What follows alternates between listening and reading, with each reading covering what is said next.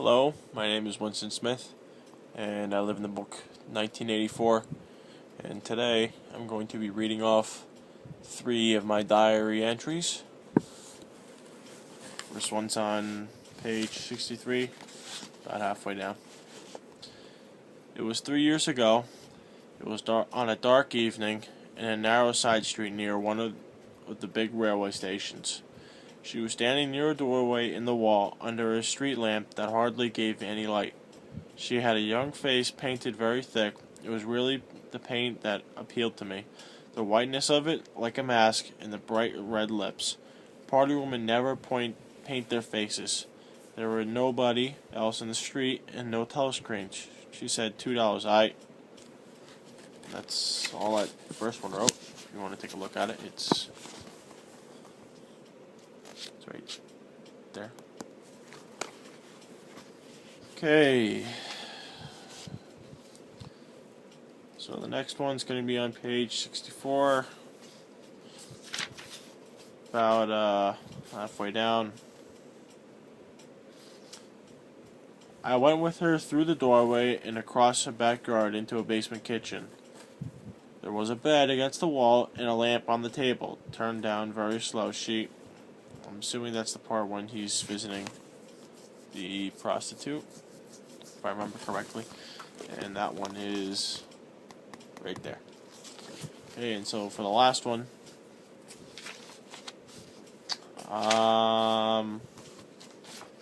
where is it? It should be right here, I don't remember.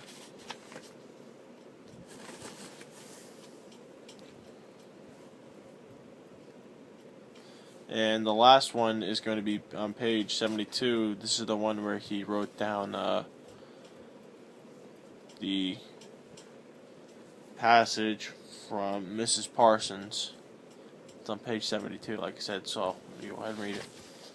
In the old days, it ran, before the glorious revolution, London was not the beautiful city that we know today. It was a dark, dirty, miserable place where hardly anybody had enough to eat, and where hundreds and thousands of poor people had no boots on their feet and not even a roof to sleep under. Children no older than you had to work 12 hours a day for cruel masters, who flogged them with whips if they worked too slowly and fed them on nothing but stale bread crusts and water.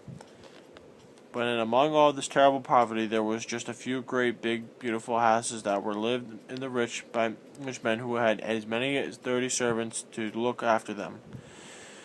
These rich men were called capitalists. They were fat, ugly men with wicked faces, like the one in the picture on the opposite page.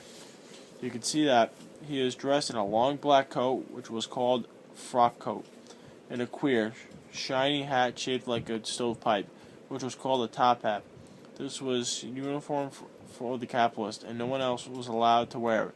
The capitalists owned everything in the world, and everyone else was their slave. They owned all the land, all the houses, and all the factories, all the money. If anyone disobeyed them, they could throw him into prison, or they could take his job away and starve him to death.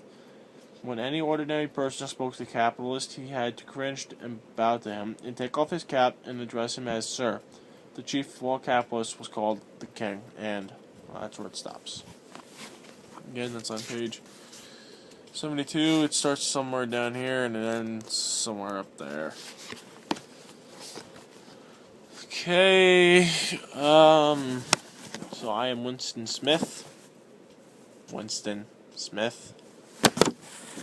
and those are my 3 entries for today. So until tomorrow.